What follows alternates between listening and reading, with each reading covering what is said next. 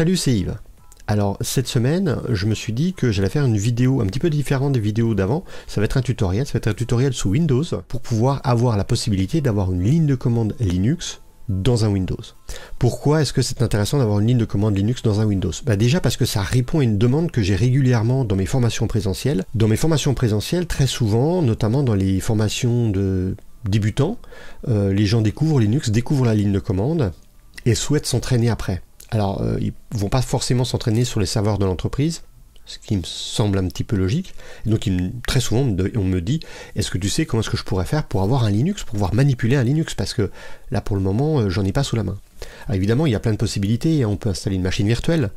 Mais à partir du moment où on va installer une machine virtuelle, on rentre quand même dans un petit peu de technicité pour laquelle les débutants ne sont pas forcément habitués, ne sont pas forcément compétents. Alors, ils n'ont pas forcément le temps pour faire ça, donc ça peut poser un premier problème. Deuxième problème, on peut dire de prendre un Raspberry Pi, j'ai des Raspberry Pi ici sur le bureau. Le souci est que au moment où j'enregistre cette vidéo, on est en plein confinement, j'allais dire au milieu du confinement, mais on ne sait pas vraiment si c'est le milieu du confinement, mais enfin, il y a le confinement qui est en place et on peut difficilement commander du matériel. Un Raspberry Pi, c'est peut-être pas essentiel à commander, donc si on n'en a pas déjà un à la maison, c'est coincé. Même si on en a un à la maison, il faut en plus un clavier, il faut en plus un écran, il faut en plus une souris disponible, ce que les non-informaticiens, les non-techniques n'ont pas forcément sous la main. On peut également prendre un vieil ordinateur, vous pouvez faire ça aussi, puis sur ce vieil ordinateur installer un Linux, encore une fois, il en faut un disponible. Donc pour toutes ces raisons, il y a peut-être des manières plus simples de le faire. Et il y a une manière qui est assez simple et qui fonctionne bien pour les débutants. Cette manière-là, c'est quand on a un Windows 10 d'installer sur un des ordinateurs de la maison. Si on a un Mac, c'est hyper simple, parce que si on a un Mac, la ligne de commande qu'on a dans le Mac, ce qu'on va appeler le terminal, on va dans utilitaire et puis terminal, et bien cette ligne de commande fonctionne avec un shell de la même manière qu'un Linux. Donc à part certains trucs qui sont plus orientés administration, tout ce que peut faire un débutant en ligne de commande, il pourra le faire sur le Mac. Mais sous Windows, nativement c'est un petit peu plus compliqué. Enfin, c'est vraiment un tout petit peu plus compliqué parce que comme vous allez le voir, ça va quand même pas chercher très très loin. Donc ici, moi j'ai installé un Windows. Alors j'ai déjà fait quelques essais, donc le Windows il est là, je le virerai une fois que j'aurai fini mon tutoriel. Donc là j'ai un Windows fraîchement installé. Et dans mon Windows fraîchement installé, si je vais dans le menu démarrer et que je vais dans le store, je vais avoir la possibilité de faire une recherche, donc rechercher, et de rechercher Linux. Je recherche Linux. Et évidemment, il m'affiche dans les applications plein de choses. Alors, j'ai plusieurs distributions Linux de disponibles. J'ai une distribution Linux Ubuntu, qui est la dernière Ubuntu en cours. Ubuntu LTS, qui est la dernière Ubuntu avec un support sur le long terme. Il y a Kali Linux, qui est plutôt orienté sécurité, qui est vraiment une boîte à outils assez intéressante pour tous les consultants sécurité. SUSE Linux Enterprise Server, c'est une distribution Linux plutôt orientée pour l'entreprise que je connais très mal. J'ai un petit peu connu à une époque, mais il y a vraiment très longtemps. Elle a beaucoup évolué depuis. J'aurais du mal à en dire beaucoup plus. Et puis Debian, là j'ai juste présenté les 5 premiers. Debian est une distribution très populaire, une distribution totalement libre, totalement communautaire. Et techniquement, elle est vraiment intéressante. Elle est même tellement intéressante qu'elle sert de socle pour plein d'autres distributions. Par exemple, pour la Ubuntu. Chaque fois que Ubuntu sort une nouvelle version, la nouvelle version d'Ubuntu ne se base pas sur la Ubuntu précédente, mais à la place se base sur la version de développement de Debian. Donc Debian est une distribution vraiment intéressante à avoir. Moi je vais prendre la Ubuntu. Donc si je clique sur Ubuntu, il me propose de l'installer. Je vais l'installer. Alors il vous proposera de vous connecter sur votre compte Microsoft, mais on n'est pas obligé, comme vous le voyez.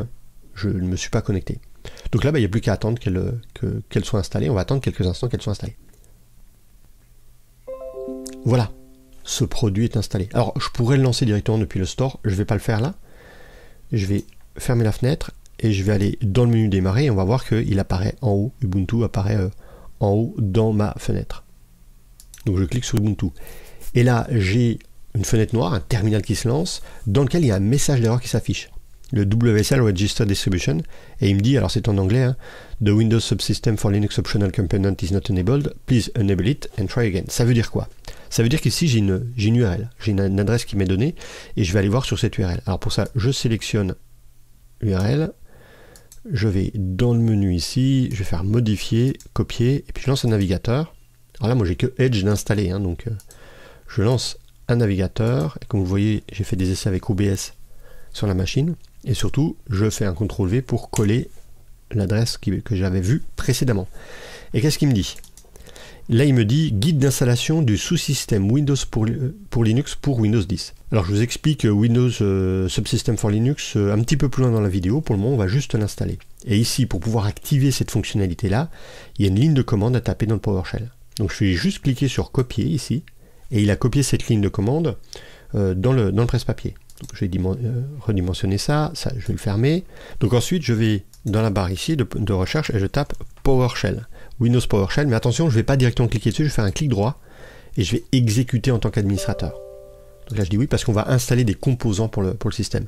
Et une fois que je suis là, je vais pouvoir coller la ligne de commande que j'ai prise sur le site web. Donc je vais dans l'icône là, je clique, modifier, coller et j'appuie sur Entrée. Et là, qu'est-ce qu'il fait? Il installe le Windows Subsystem for Linux. C'est installé, ça peut être un petit peu plus long chez vous, moi je l'ai fait plusieurs fois, donc c'est pour ça que c'est un petit peu plus rapide. Une fois qu'il est installé, il me propose qu'on redémarre la machine. Je vais dire yes, on redémarre la machine, j'appuie sur Entrée, et puis mon Windows va redémarrer en rajoutant cette fonctionnalité Windows Subsystem for Linux. Et maintenant qu'elle est installée, ma machine est en train de redémarrer, mais maintenant qu'elle est installée, je vais pouvoir lancer mon Ubuntu. Voilà, mon Windows est démarré, je vais dans le menu démarrer, je clique sur Ubuntu, et cette fois ça lance l'installation d'Ubuntu. Il y a quelques opérations, en réalité il va extraire une archive, mais vous voyez que j'ai plus le message d'erreur. Voilà, cette fois Ubuntu est prêt à être utilisé, donc là je vais pouvoir créer mon utilisateur Linux, mon utilisateur Ubuntu. Il n'y a pas besoin qu'il soit lié à mon utilisateur Windows. Donc là je vais créer un utilisateur, je vais lui donner un autre nom, il va me demander un mot de passe, je vais mettre un mot de passe. Alors j'ai un mot de passe un peu pourri que je mets, mais j'espère qu'il va le prendre. Voilà, et donc à partir de ce moment là, comme vous le voyez, je suis dans une ligne de commande qui ressemble à une ligne de commande Unix, c'est un bash, je suis dans un Ubuntu. Si je fais un... Alors ça c'est des commandes de Ubuntu, enfin des commandes Linux, je suis bien avec une Ubuntu, si je suis avec la 18.04.4 LTS, et j'utilise quoi comme noyau? J'utilise un noyau 4.4.0 Microsoft. Oui, c'est pas vraiment un noyau Linux, c'est le noyau Windows qui est là.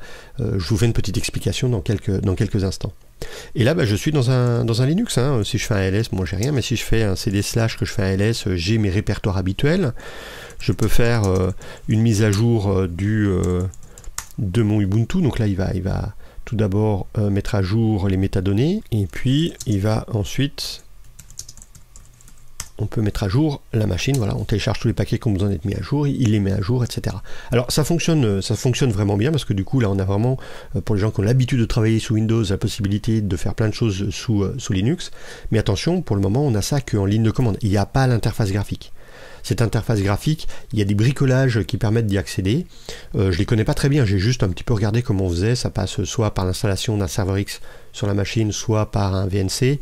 Je vous le décrirai pas, c'est pas le but de ce que je veux faire là. Ce que je veux faire là, vraiment, c'est vous montrer comment est-ce qu'on peut avoir une ligne de commande Linux dans notre Windows. Et donc là, comme vous voyez, on a la ligne de commande Linux dans notre Windows.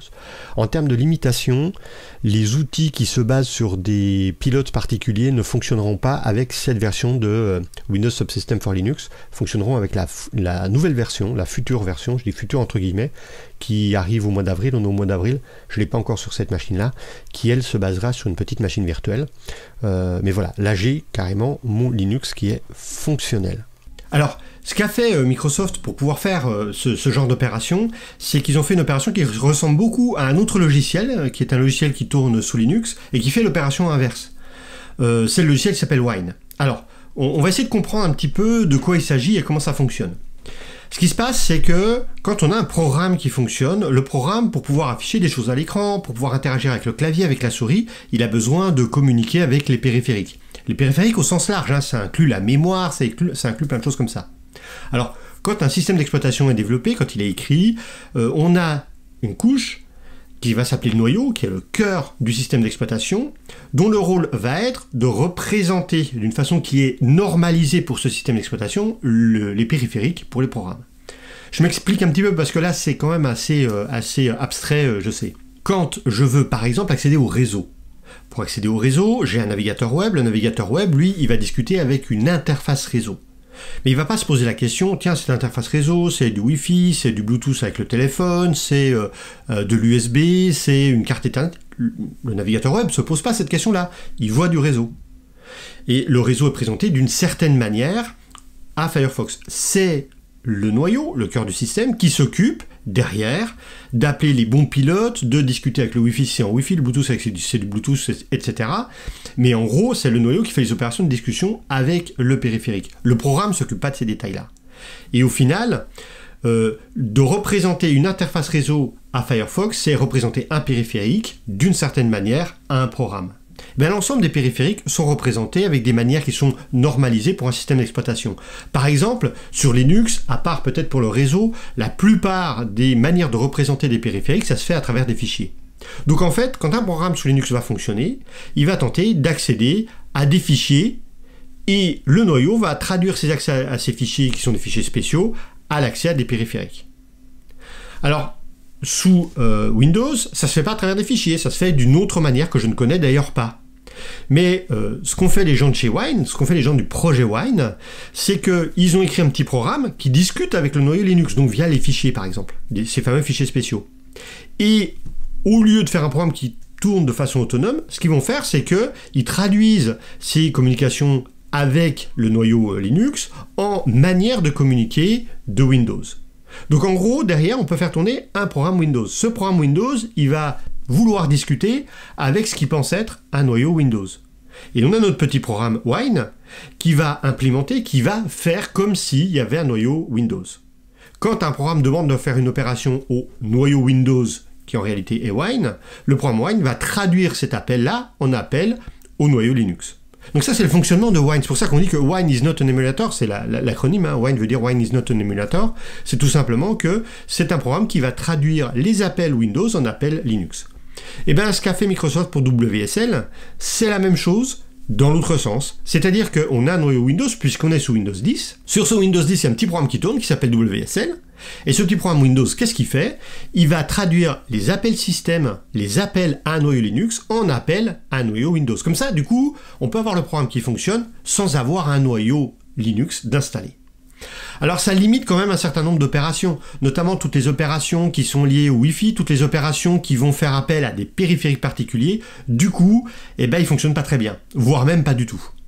Donc pour la nouvelle version là qui arrive en avril, alors on est en avril mais c'est pas la version qui est installée sur ma machine, il y a WSL 2 qui va arriver prochainement, je ferai peut-être une vidéo sur WSL 2, et l'idée de WSL 2 c'est d'avoir ce petit programme qui fait la traduction, à la place, il va y avoir une petite machine virtuelle qui va en réalité virtualiser un processeur, de la mémoire, des entrées-sorties, pour pouvoir avoir un Linux complet qui fonctionne dedans. Mais bon, vu que je ne l'ai pas encore testé, je ne peux pas vous en dire beaucoup plus. Voilà. Alors, j'espère que cette vidéo vous a intéressé, que vous avez appris des trucs. Si c'est le cas, n'hésitez pas à mettre un pouce en l'air, n'hésitez pas à vous abonner. Si jamais mes vidéos vous apportent quelque chose et que vous souhaitez faire un retour vers moi, j'ai mis en ligne un Tipeee, un Patreon, un Utip. Sur Utip, vous pouvez aller visualiser des publicités sans avoir à payer. Sur les autres, vous pouvez éventuellement me faire un don. Je mets évidemment les liens dans la description. Et puis pour ceux qui veulent me retrouver, je suis régulièrement sur le serveur Discord, dont le lien est toujours dans la description. La description est donc bien importante ici. Et puis ben, moi, je vous dis à la prochaine. Ciao les geeks!